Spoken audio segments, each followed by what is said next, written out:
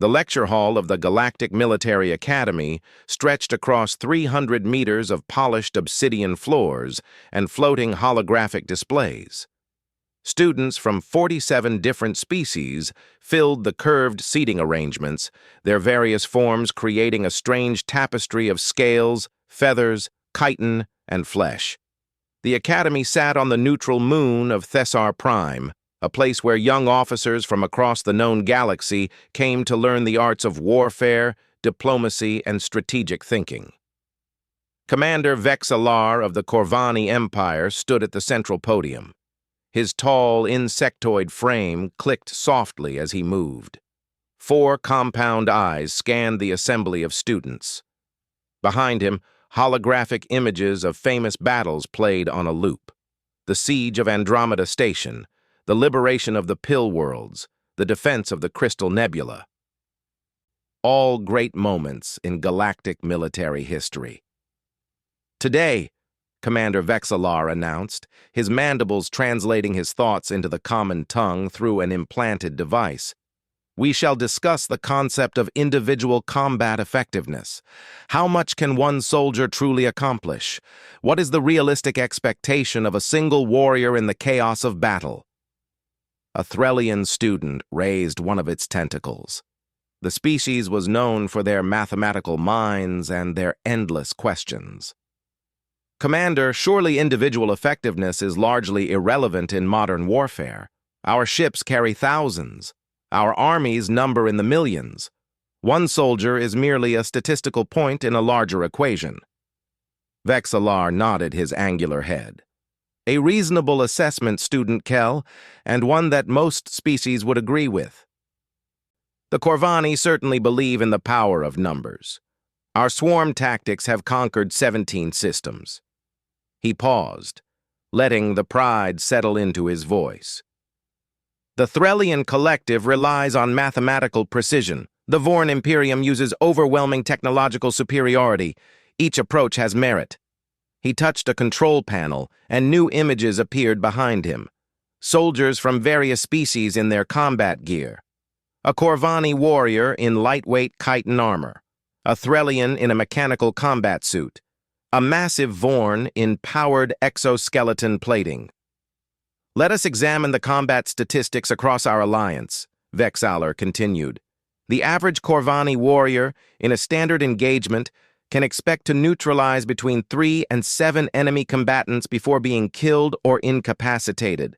The Threllian record is similar, though their mechanical suits offer greater protection, raising their average to 8 or 9. The Vorn, with their superior technology and physical strength, achieve averages of 12 to 15. Murmurs of approval rippled through the Vorn students. They sat in the upper rows, their massive bodies requiring reinforced seating. One of them, a young male named Gorath, leaned forward with evident pride. "And what of the lesser species?" Gorath asked, his deep voice rumbling through the hall.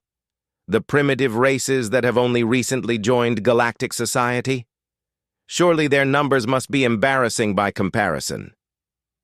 Vexillar's compound eyes shifted to a section of the hall that most students had been ignoring. In the corner, seated alone, was a single figure in a gray uniform. The being was small by galactic standards. No natural armor, no obvious weapons, no visible adaptations for combat. Just soft pink skin, 2 eyes, and a quiet expression that had remained unchanged throughout the lecture. "An excellent question, Student Gorath. Perhaps we should ask directly." Vexillar gestured toward the corner. "We have with us today a representative from one of the newest species to achieve spacefaring status. Earth. I believe they call their homeworld. Student Marcus Cole, is it? Perhaps you would like to share your species' combat statistics with the class?" Every head in the hall turned toward the human. 200 pairs of eyes, compound and simple, biological and mechanical, focused on the small figure in gray. Marcus Cole stood up slowly. He was a man of middle age by human standards, with short dark hair showing streaks of gray and a face that seemed carved from stone. His uniform was plain compared to the elaborate designs worn by other species. No medals, no decorations, just a simple name tag and a small symbol on his shoulder that none of the students recognized. "My combat statistics?" Marcus asked, his voice calm and even. The translator implant made his words clear to everyone in the room. "Yes," Vexillar said, "the average body count for a single warrior of your species. I understand humans have been involved in several minor conflicts since joining the galactic community. Surely you have collected data on your soldiers' effectiveness." Marcus walked down from his seat, his boots making soft sounds on the obsidian floor. Students moved aside as he passed, some with curiosity, others with thinly veiled contempt. When he reached the central floor, he stood before the commander and the assembled students like a man facing a firing squad. "You want to know the body count of a single Earth Marine?" Marcus asked. "Indeed. I imagine it must be quite low, given your species' physical limitations.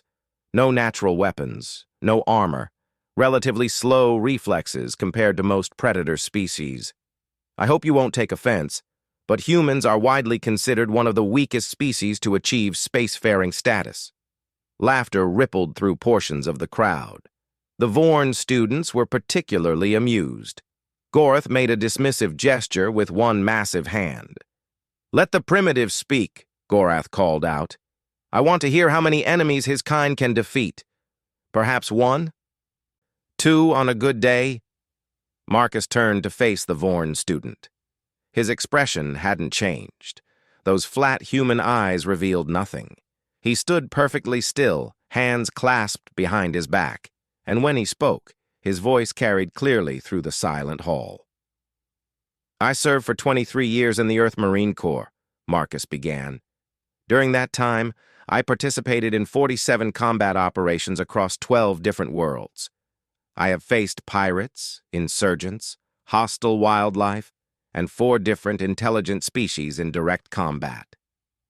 "And your personal body count?" Vexillar pressed. "The number of confirmed enemy kills attributed to you as an individual?" 3,742, Marcus said. The laughter died instantly. The hall fell into absolute silence. Several students looked at each other, certain they had misheard. Vexillar's mandibles clicked in what might have been disbelief. "I'm sorry," the commander said. "My translator must have malfunctioned. Did you say 3,000? 3,742 confirmed kills," Marcus repeated. "That number does not include probable kills, vehicle destructions, or eliminations where confirmation was impossible due to environmental factors." Gorath stood up from his seat, his massive frame blocking the light from several students behind him. "Impossible. You expect us to believe that a single member of your weak species has killed more enemies than an entire Vorn assault battalion achieves in a standard campaign. This is insult. This is mockery." "It is neither," Marcus said. "It is a number. You asked for statistics. I have provided them." "Then explain," Gorath demanded. "Explain how a creature with no claws, no armor, no natural weapons could possibly achieve such a count. Explain or admit your lies." Marcus looked up at the towering alien. A Vorn soldier stood nearly 3 meters tall and was covered in natural bone plating that could stop most projectile weapons. Their strength allowed them to tear through metal. Their speed exceeded most vehicles.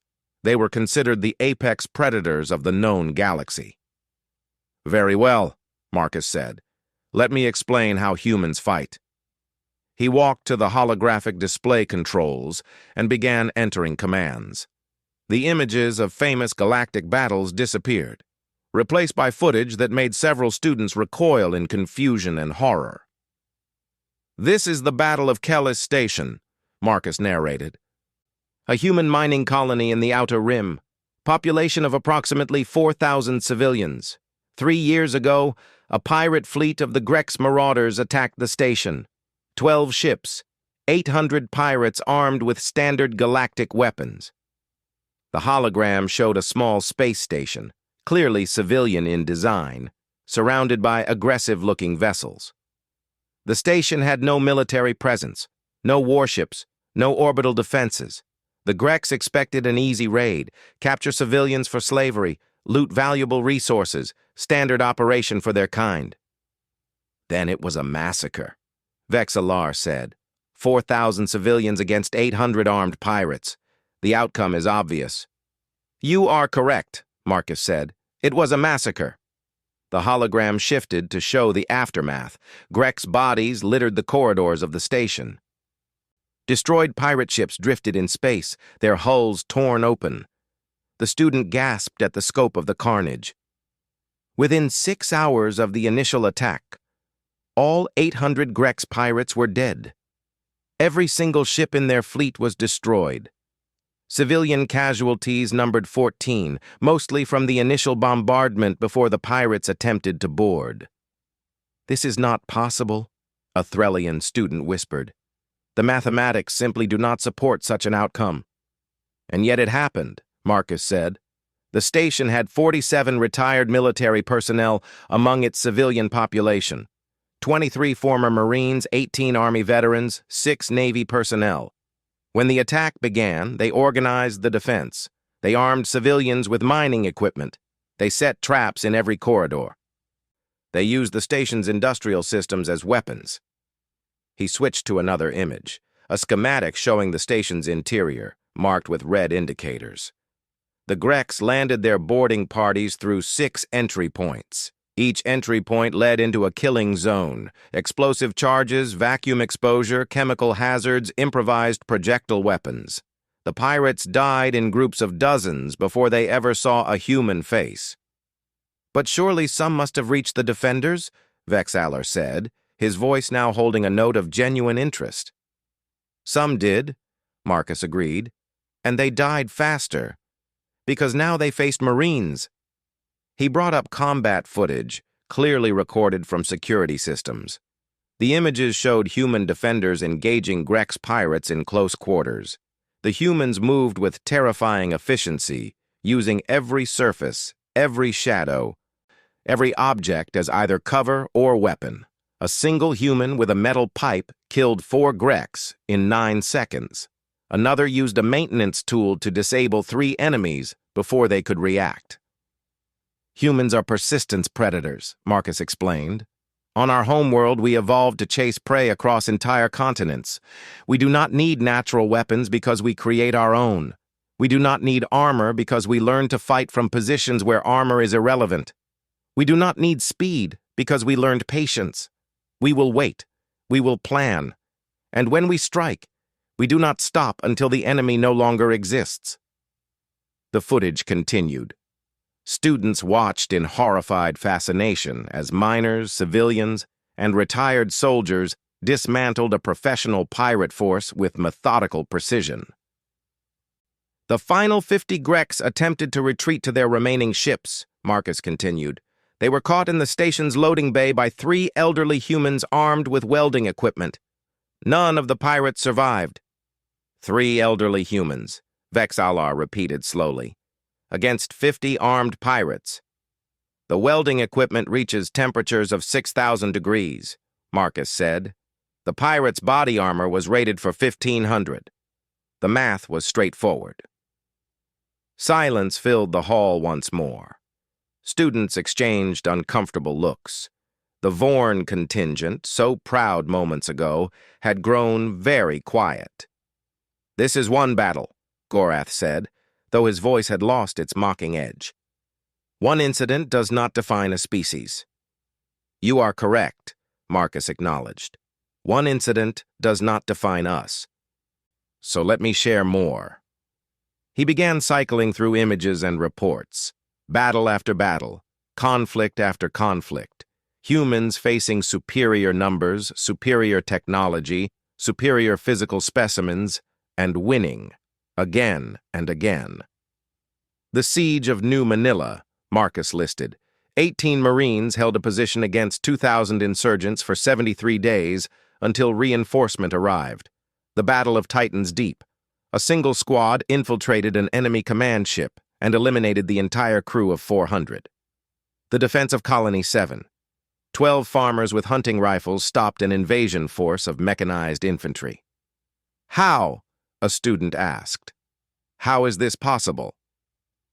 Marcus turned to face the full assembly. For the first time, something like emotion crossed his weathered face. Not anger, not pride, something older. Something that had seen too much death to feel anything simple. Because we do not stop, he said. When the battle is lost, we fight anyway. When we are outnumbered, we find advantages. When our weapons fail, we use our hands. When our hands fail, we use our teeth. When we die, we make sure to take as many enemies with us as possible so that those who come after us will have fewer to face. He walked closer to the student seating, looking up at the various species gathered there. You asked about body counts. Among human Marines, my count of 3,000 is not unusual. It is not even remarkable. I know men and women who have doubled that number. I know veterans who stopped counting before I was born. We do not fight because we are strong. We fight because we refuse to be weak. We do not kill because we enjoy it. We kill because the alternative is allowing others to suffer. Commander Vexillar stepped forward, his earlier academic detachment replaced by something approaching respect. And the symbol on your shoulder? I do not recognize it from any human military unit in our records. Marcus looked down at the small emblem. A simple design. A skull over crossed rifles, surrounded by text in a human language. This symbol represents a unit that no longer officially exists, Marcus said. We were called the Grave Diggers. During the frontier wars on our homeworld, we were sent to handle situations that regular forces could not. Our average mission involved us being outnumbered at least 10 to 1. And your survival rate? Vexillar asked. We survived, Marcus said simply. The enemy did not. He returned to the center of the floor and looked up at the still-standing Gorath. You asked how a creature without claws, without armor, without natural weapons could achieve such a kill count. The answer is that we made ourselves into weapons. Every human who chooses to fight becomes a weapon that does not stop firing until the ammunition runs out, and then becomes a blade that does not stop cutting until it breaks, and then becomes a fist that does not stop swinging until the heart stops beating. And when the heart stops, Gorath asked quietly, then another human picks up where we fell, Marcus said, and they keep fighting, because that is what we are. That is what Earth made us. We are the species that looked at a universe full of predators and decided that we would not be prey. We would not hide. We would not submit. We would fight. And we would win. He turned back to the commander and the holographic display. You wanted to know the body count of a single Earth Marine, Marcus concluded. The answer is, however many it takes. Whatever the number needs to be to protect our people, our homes, and our future. We will reach that number. We will exceed it. And we will keep counting until there is nothing left to count. The lecture hall remained silent for a long moment. Then Commander Vexillar did something that no student had ever seen before. He bowed his insectoid head in a gesture of respect. I believe, the commander said slowly, that we need to significantly revise our curriculum. The days following Marcus Cole's lecture at the Galactic Military Academy became something of a legend among the student body. Within hours, recordings of his speech had spread across the Academy's internal networks. Within days, they had reached the wider galactic information systems. Within weeks, every military institution in known space was discussing the small human who had silenced an entire hall of young warriors. Marcus himself remained at the academy as a guest lecturer, though he spent most of his time avoiding the attention that now followed him everywhere. He took his meals alone. He walked the gardens during hours when students were in classes. He answered questions when directly asked, but never volunteered information beyond what was necessary. The Academy's administration had assigned him quarters in the diplomatic wing, a series of rooms designed to accommodate beings of various physiologies and cultural needs. His room was simple, a human standard bed, a desk with communication equipment, a window that looked out over the training grounds where students practiced combat drills. Commander Vexalar visited him on the third evening after the lecture. The Corvani officer moved with the careful precision of his kind, each leg placement deliberate and controlled. "You have caused quite a disturbance," Vexalar said as he entered the room. Marcus was standing at the window, watching a group of Vorn students practice hand-to-hand combat techniques. Their massive forms crashed against each other with thunderous impacts that shook the ground even at this distance. "That was not my intention," Marcus replied without turning around. "I know. That is what makes it interesting." Vexalar moved to stand beside the human, his compound eyes taking in the same view. "The students have been researching human military history. They are finding it very educational." Educational is one word for it. "They found records of something called World War II, 60 million dead in 6 years. They are trying to understand how a species could do that to itself and still survive." Marcus finally turned to look at the alien commander. "We survive because we have to. That's what humans do. We endure things that should destroy us, and we keep going. The Corvani civil wars killed perhaps 2 million over 3 centuries, Vexalar said. "We thought ourselves fierce. We prided ourselves on our warrior heritage. Now I wonder if we truly understand warfare at all." "You understand it well enough. You conquered 17 systems. Against species who fought like us. Predictable, honorable. Following rules that both sides agreed upon." Vexalar's mandibles clicked in what might have been a bitter laugh. "I do not think humans follow such rules." "We have rules," Marcus said. "We just have different ones. Rules about protecting civilians. Rules about treating prisoners with dignity. Rules about not using certain weapons." He paused. "And rules about what happens when someone breaks those rules." "What happens?" "We become very creative in our response." A knock at the door interrupted their conversation. Vexalar opened it to reveal a young human woman in a uniform similar to Marcus's. She was perhaps 30 years old, with close-cropped dark hair and the same watchful eyes that Marcus possessed. "Captain Reyes," Marcus acknowledged. "You arrived faster than expected." "The Navy gave us priority transit," she said, stepping into the room. "Something about demonstrating interspecies cooperation." She noticed Vexalar and offered a sharp salute. "Commander, I hope we're not intruding." "Not at all. I was just leaving." Vexalar moved toward the door but stopped before exiting.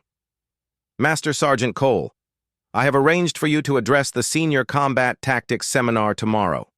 Students from 32 species will be attending. They have many questions." "About human body counts?" "About everything." Vexalar's compound eyes reflected the room's light in complex patterns. "You have made them curious. Curious soldiers are dangerous soldiers. Perhaps you can channel that energy in productive directions." After the commander left, Captain Reyes sat down in one of the room's chairs, her posture relaxing only slightly. "You've made quite an impression, Marcus," she said. "Command is very interested in the response here." "I told the truth, nothing more." "That's the problem. The truth about what humans can do in combat is making a lot of species nervous. The Vorn ambassador has already filed 3 formal complaints about your lecture. Something about undermining confidence in galactic security arrangements." Marcus returned to looking out the window. The Vorn students had finished their practice and were walking toward the dormitory buildings. Even at rest, they moved with the confident swagger of apex predators who had never faced a serious challenge. "They'll get over it," he said. "Will they?" Reyes leaned forward. Marcus, I've been reading the intelligence reports. Half the galaxy thinks you were exaggerating. The other half thinks we're some kind of hidden threat that's been pretending to be weak. Neither perception is good for us. Then maybe they should learn the truth. Which is? Marcus was quiet for a long moment. When he spoke, his voice carried the weight of decades of experience. We're not a threat to anyone who doesn't threaten us first. We don't want to conquer. We don't want to dominate. We just want to be left alone to build our homes and raise our families and live our lives. He turned to face her. But if someone comes for our people, we will end them. Completely, permanently, without hesitation or regret. That's what scares them. It should. The next day, Marcus stood before the Senior Combat Tactics Seminar in a smaller but more prestigious venue than the main lecture hall. The students here were older, more experienced. Many had already served in actual military units before coming to the academy for advanced training. They knew the difference between theory and practice. The questions came faster and harder than before. A Corvani officer named Threll opened the session. Master Sergeant Cole, your species has been spacefaring for less than 2 centuries. How did you develop such effective combat doctrines so quickly? We didn't develop them in space, Marcus replied. We refined techniques we've been using for thousands of years on Earth. War is our oldest tradition. We've been practicing it since before we could write. Thousands of years of continuous warfare? Threll's mandibles clicked in disbelief. How did your species not destroy itself? We almost did, several times. Each time, we pulled back from the edge just far enough to survive. Then we went back to fighting. Marcus shrugged. We're stubborn that way. A Threllian mathematician named Core spoke next. I have analyzed your combat records from the Kelly Station incident. The tactical decisions made by your retired personnel should not have worked. The probability of success, given the force disparity, was less than 3%. We've never been good at probability, Marcus said. We prefer to create our own odds. But how? The mathematical models clearly show. Your models assume that both sides fight according to predictable patterns. Humans don't. When we're losing by conventional standards, we change the standards. We use tactics that our enemies don't expect because those tactics shouldn't work. And sometimes, just often enough, they do work.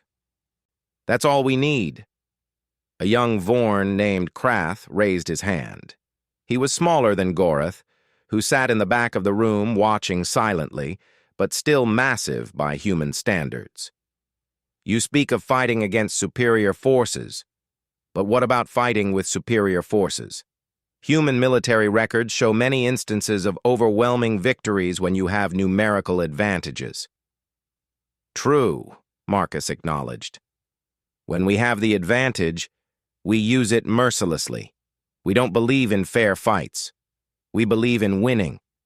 If we outnumber an enemy, we crush them before they can threaten us.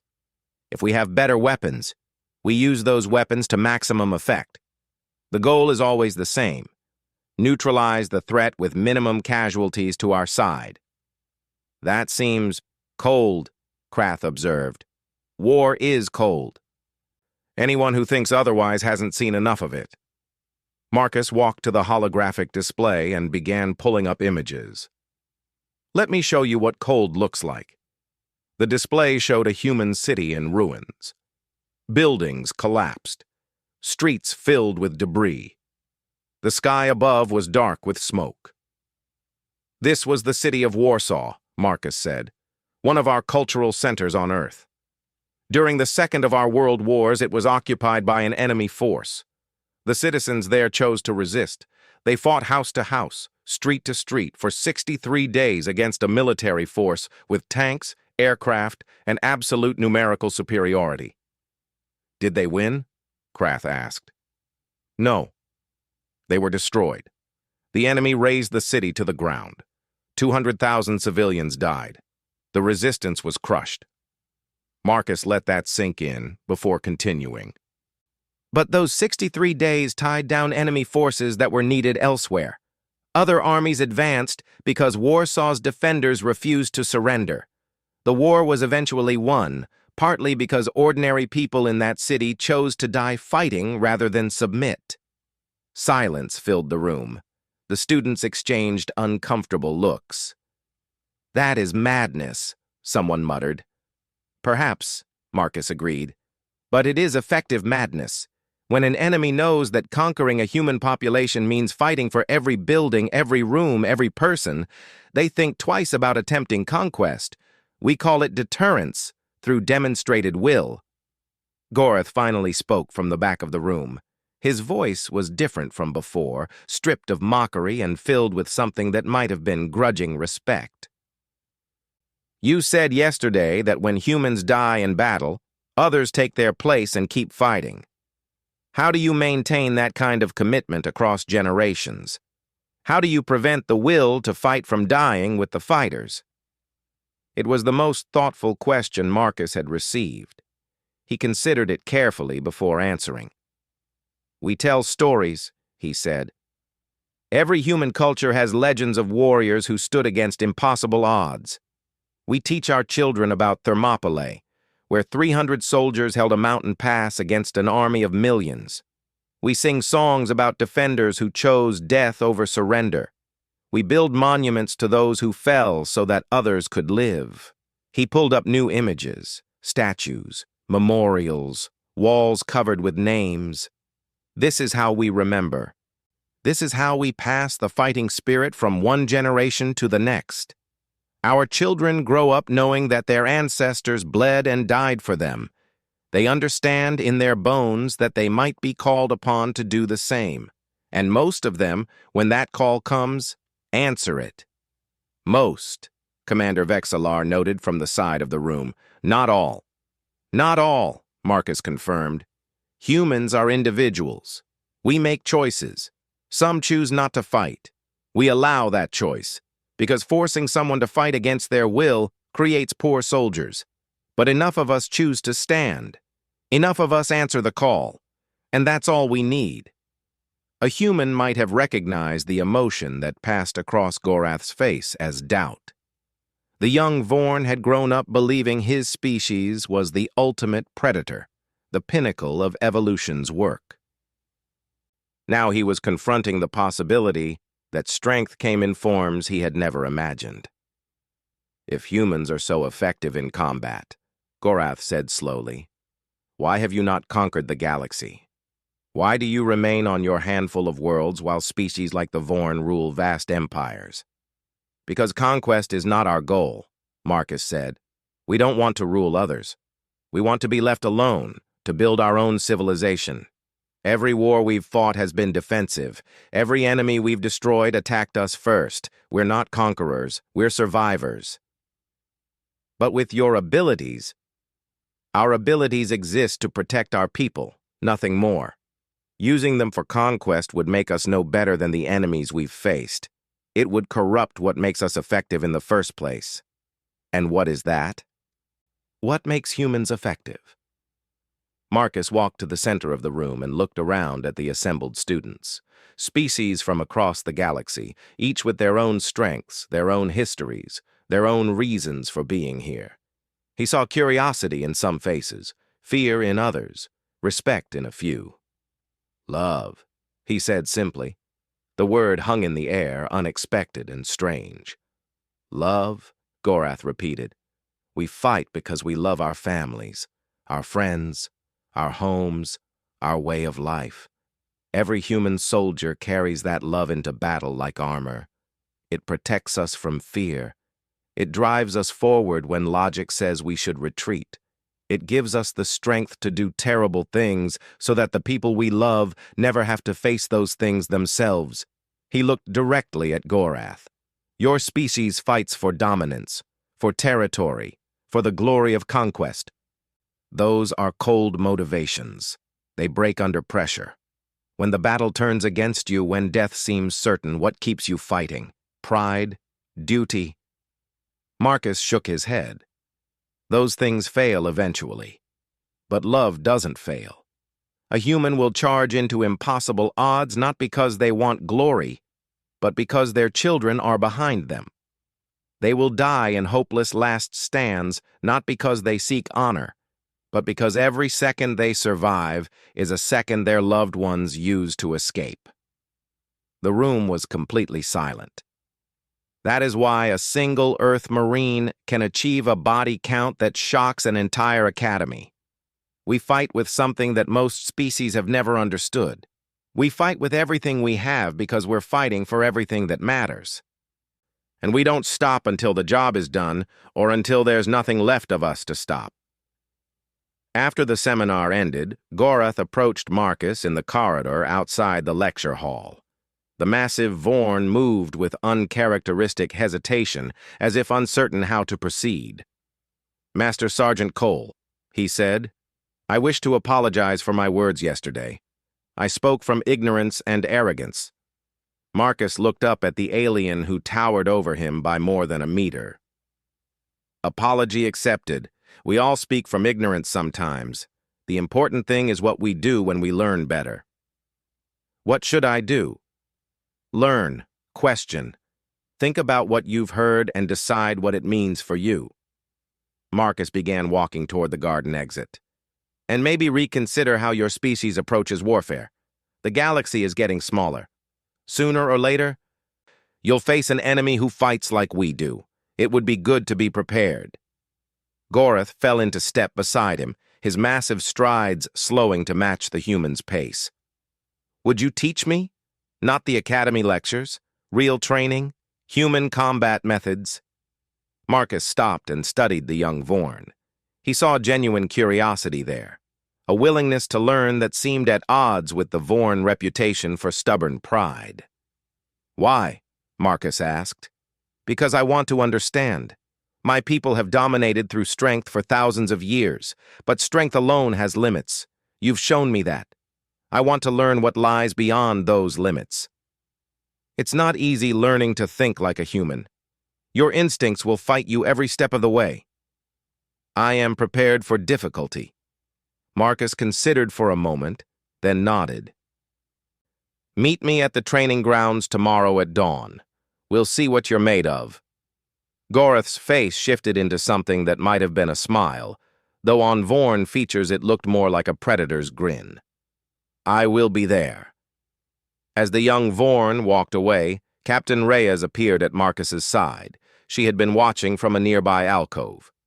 "Making friends?" she asked. "Making investments," Marcus corrected.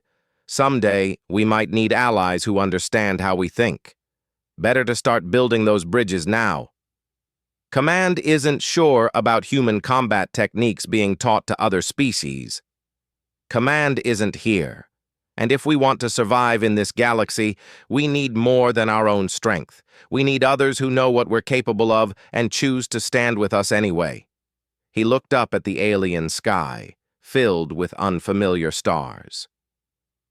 "The galaxy is watching us now," Marcus said. "They're deciding whether to fear us or respect us. I'd rather they respect us. Respect leads to alliances. Fear leads to preemptive strikes. And we're too small, too new, and too far from home to survive if the entire galaxy decides we're a threat." "So you're playing diplomat?" "I'm being practical. We fight when we have to, but we don't have to fight all the time. If I can teach one Vorn to see us as something other than prey or predators, that's a start. If that one Vorn teaches others, that's a foundation. And if that foundation leads to real cooperation between species," he shrugged, "then maybe my body count won't need to get any higher." Captain Reyes watched him walk toward his quarters, a solitary figure against the alien landscape. She had served under Marcus Cole for 3 years. She had seen him in combat situations that should have killed them both. She had watched him make impossible decisions with perfect calm and execute missions that existed outside the bounds of military doctrine. But she had never seen him talk about peace, not until today. Maybe the galaxy was changing, or maybe Marcus Cole was simply adapting to a new kind of battlefield. Either way, she suspected that the next few months would be very interesting indeed. 3 months passed at the Galactic Military Academy. Marcus Cole's morning training sessions with Gorath became legendary among the student body. Other species began requesting permission to observe, then to participate. Within weeks, an unofficial cross-species combat workshop had formed around the unlikely pair of a retired human marine and a young Vorn warrior. Captain Reyes remained at the Academy as Earth's military liaison, watching the development with a mixture of pride and concern. The concerns grew stronger when intelligence reports began arriving about increased pirate activity in the Outer Rim sectors. Something was gathering out there, something that made the usual border raiders look like children playing with toys. She brought the reports to Marcus on a morning when the sky above Thessar Prime had turned an unsettling shade of orange, some kind of atmospheric phenomenon, the local authorities claimed. Nothing to worry about. The Krax Collective, Marcus read from the intelligence summary. Never heard of them. Neither had anyone else until 6 weeks ago, Reyes replied. They hit 3 frontier outposts in rapid succession. Military targets, clean strikes, no survivors. Tactics? Unknown. The outposts were destroyed completely. Whatever recordings might have existed were lost with the stations. Marcus studied the data with the practiced eye of someone who had spent decades analyzing enemy movements. 3 attacks in 6 weeks, all military targets, all in sectors that connect to major shipping lanes. He looked up.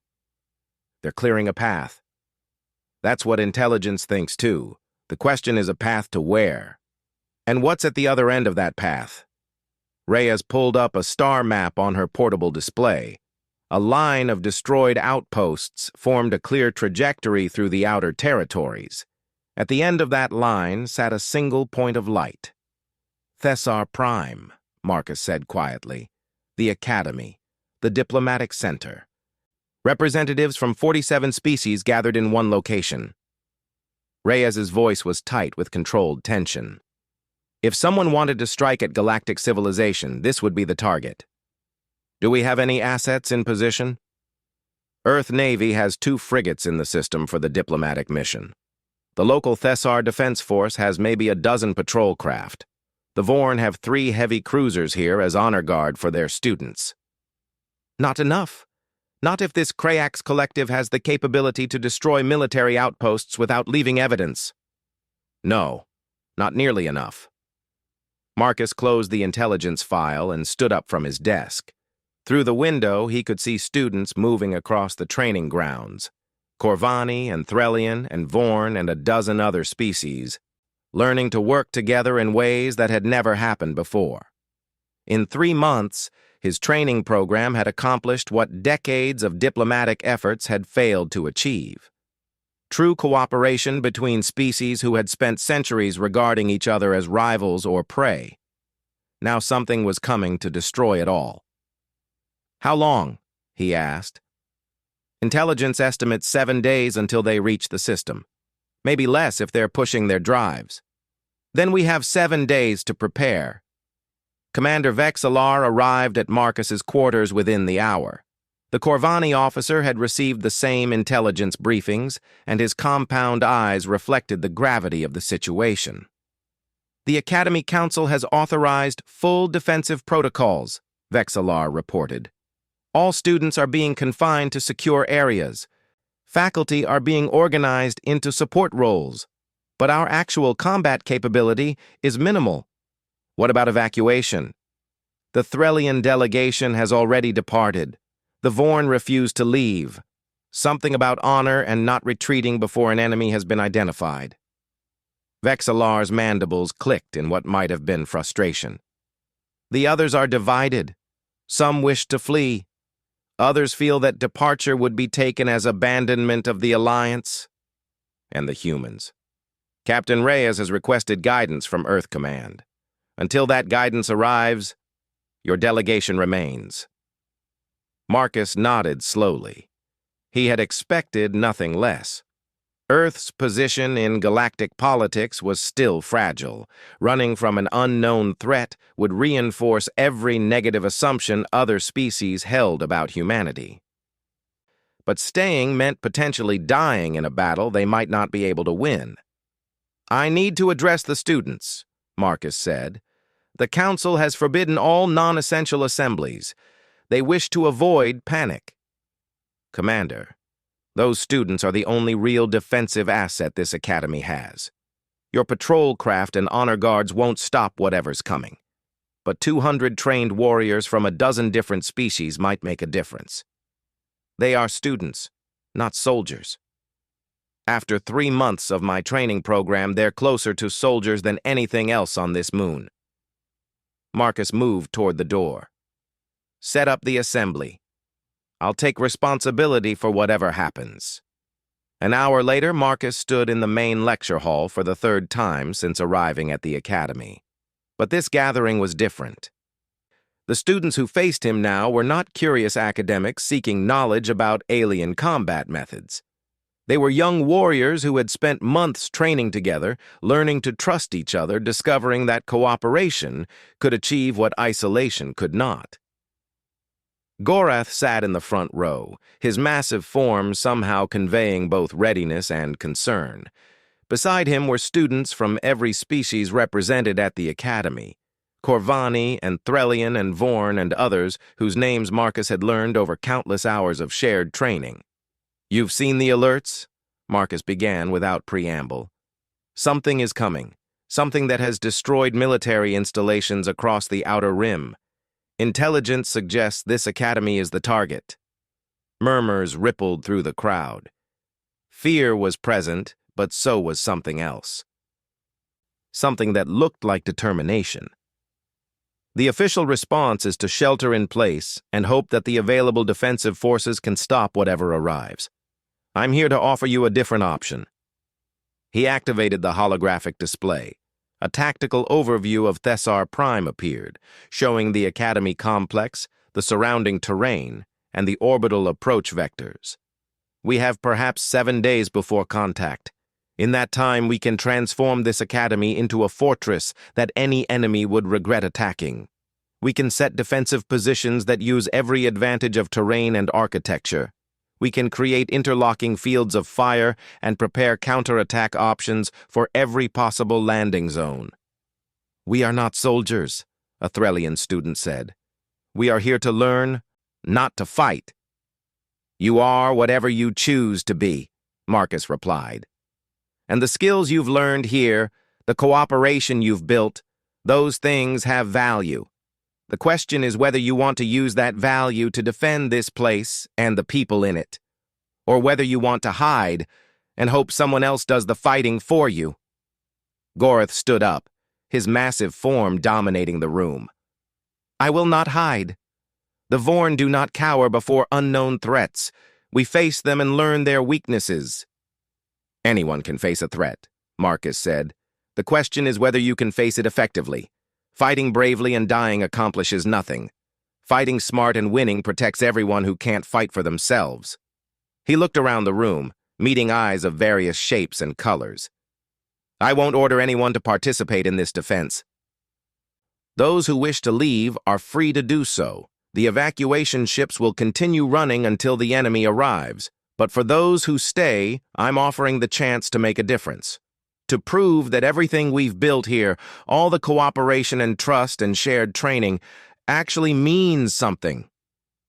For a long moment, no one moved. Then Gorath stepped forward to stand beside Marcus. A Corvani student named Threll joined him. Then a Threlian named Kor. One by one, students rose from their seats and moved to the front of the hall. Within minutes, more than half the assembly had volunteered.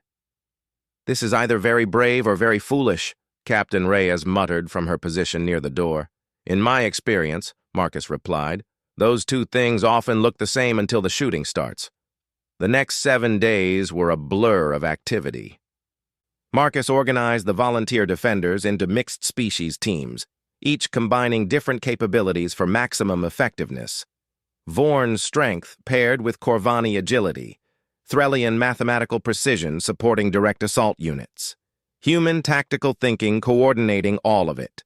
Defensive positions appeared throughout the Academy complex. Corridors were modified to create killing zones. Tunnels were prepared for evacuation and counterattack routes. Every piece of equipment that could serve as a weapon was identified and positioned. The professional military forces in the system watched with a mixture of admiration and skepticism. The Vorn cruiser commanders thought the students were playing at war. The human frigate captains recognized what Marcus was actually doing and quietly contributed their own expertise to the planning. On the sixth day, long-range sensors detected the approaching fleet. Marcus studied the sensor data with Commander Vexillar at his side. The images showed ships unlike anything in the galactic database. Organic-looking vessels with hull configurations that seemed to shift and flow even as they traveled through space. Dozens of them, maybe hundreds. "The Kryax," Vexillar said, his voice carrying a note of ancestral memory. "I have heard legends. My grandfather's grandfather spoke of ships that moved like living things. We thought they were myths. They don't look like myths now. No, they look like death." The first engagement happened in orbit. The combined defensive fleet, outnumbered 5-1, fought a desperate delaying action while evacuation ships carried non-combatants to safety. The Vorn cruisers lived up to their reputation, their heavy weapons tearing through Kryax vessels with brutal efficiency. But for every Kryax ship destroyed, 2 more seemed to appear. Marcus watched the battle from the Academy's command center, surrounded by student defenders who had never seen real combat.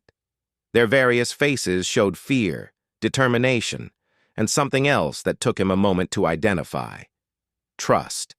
They trusted him to lead them through whatever came next. "Orbital defense is failing," Captain Reyes reported. "The Vorn flagship is down. Both frigates are heavily damaged.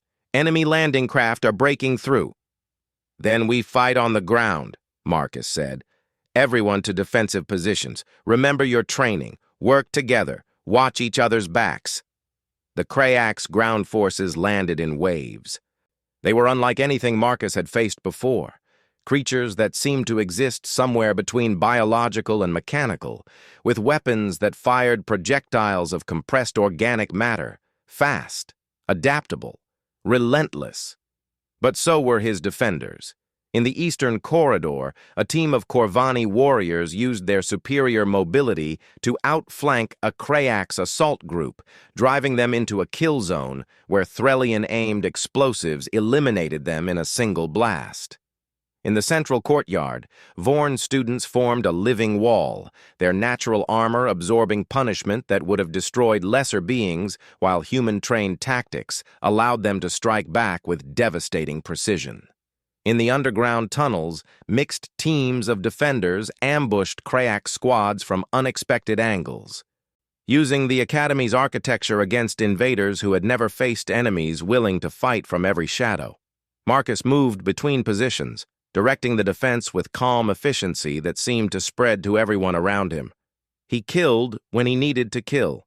He encouraged when encouragement was needed. He made decisions that saved lives and decisions that cost them, accepting both with the stoic acceptance of someone who had made such choices 1,000 times before. Hours passed. The Kryax kept coming. The defenders kept fighting. Gorath found Marcus in the medical wing during a brief lull in the assault. The young Vorn was covered in wounds, his natural armor cracked in a dozen places, but his eyes still burned with fighting spirit. "They do not stop," Gorath said. "We have killed hundreds, and they do not stop." "Neither do we," Marcus replied. "That's what I've been trying to teach you. Persistence wins wars. Not strength, not speed, the will to keep fighting when everything says you should give up. Is this what human battles are like? This constant grinding pressure? Some of them. The bad ones." Marcus reloaded his weapon with practiced ease. "But we survive those too. We survive because we don't have a choice. Because giving up means everyone we're protecting dies." An explosion rocked the building. Somewhere nearby, Krayak's forces had breached another defensive line. The battle was contracting, the defenders being pushed back toward a smaller and smaller perimeter. "Master Sergeant," a Threllian communication officer called out, "we are receiving a transmission. The Krayaks are offering terms." Marcus moved to the communication station.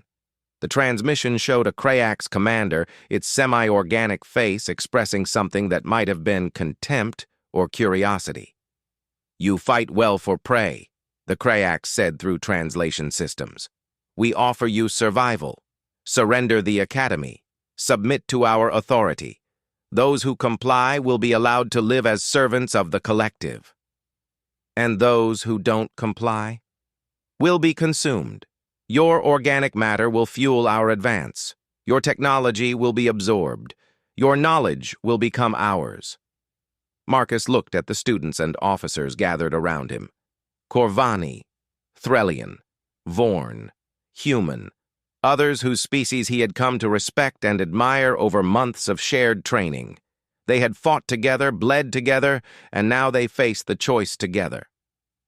"I have a counteroffer," Marcus said to the Krayak's commander.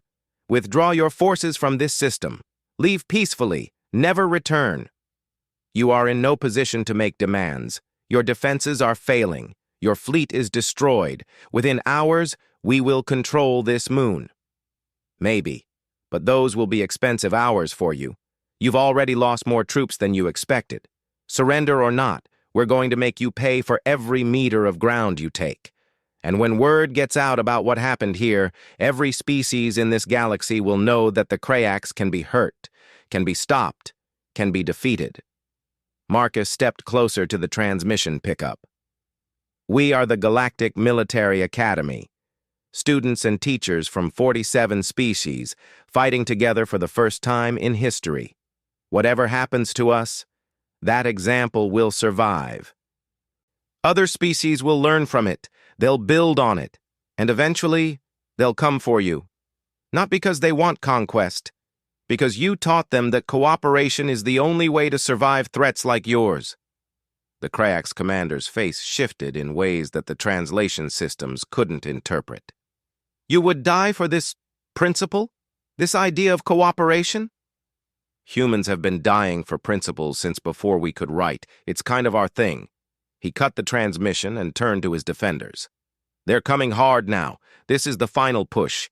Everything we have, everything we've learned, everything we've become together. It all comes down to the next few hours." Gorath stepped forward, his massive form somehow straightened despite his wounds. "We stand with you, Master Sergeant. To the end." Other voices echoed the sentiment. Corvani, Threllian, human. Species who had been strangers 3 months ago, now willing to die together for something greater than themselves. The final battle was everything Marcus had ever seen in warfare, compressed into a single night of desperate fighting. The Krayaks threw everything they had at the remaining defenders. The defenders threw everything back.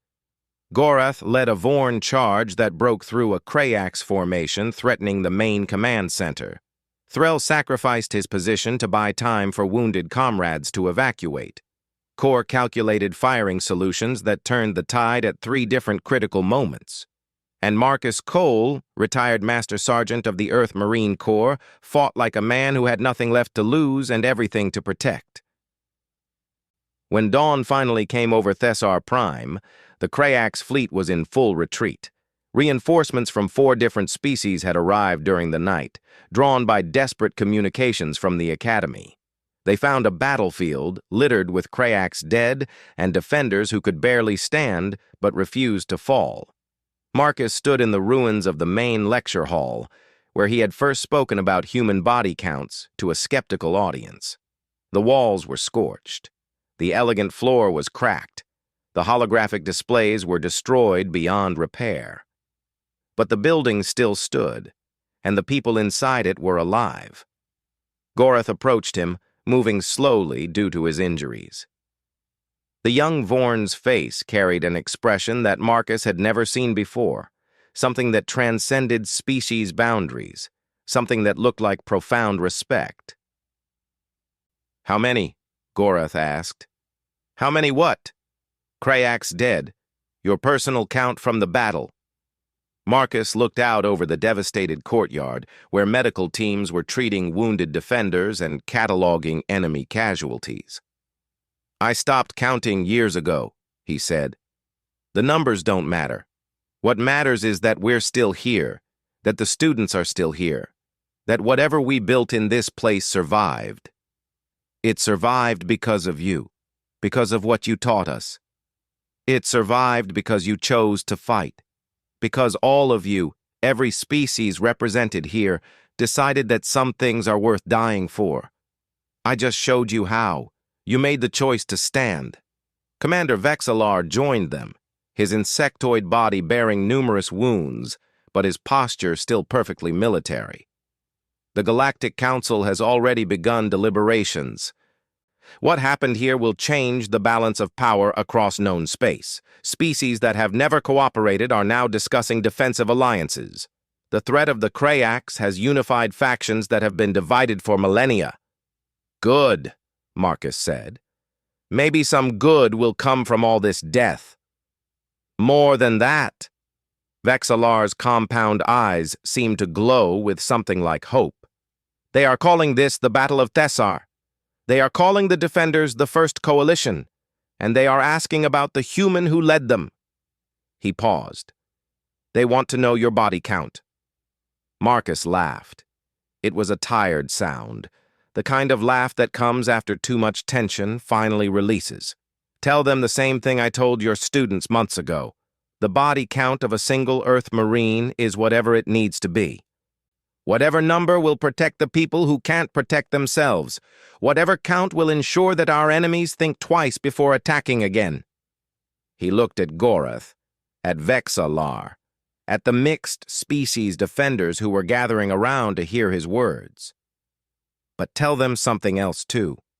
Tell them that this battle wasn't won by a single Marine. It was won by students who became soldiers, by strangers who became allies, by species who learned that they were stronger together than they could ever be apart." He put his hand on Gorath's massive arm, a gesture that would have seemed impossible 3 months ago. "Tell them that the future of this galaxy doesn't depend on body counts. It depends on whether we can learn to trust each other, to fight together, to build something that's bigger than any single species." "And if they ask how to achieve that?" Vexillar asked. Marcus smiled, a genuine expression that softened his weathered features. "Tell them to start with one conversation, one moment of understanding, one choice to see an enemy as a potential ally instead of a threat to be destroyed." He looked up at the alien sky, where ships from multiple species now patrolled together for the first time in history. "Tell them that's how humans have survived everything our universe has thrown at us. Not by being the strongest or the fastest or the smartest, but by learning to stand together when it matters most." The morning light continued to spread across Thessar Prime, illuminating a world forever changed by one night of desperate fighting. In the ruins of the Academy, the first seeds of true galactic cooperation had been planted in blood and sacrifice. And in the center of it all stood a retired Marine who had come to teach about war and ended up teaching something far more important about peace. The body count of a single Earth Marine remained as high as ever, but now it existed in service of something greater than survival. It existed in service of hope.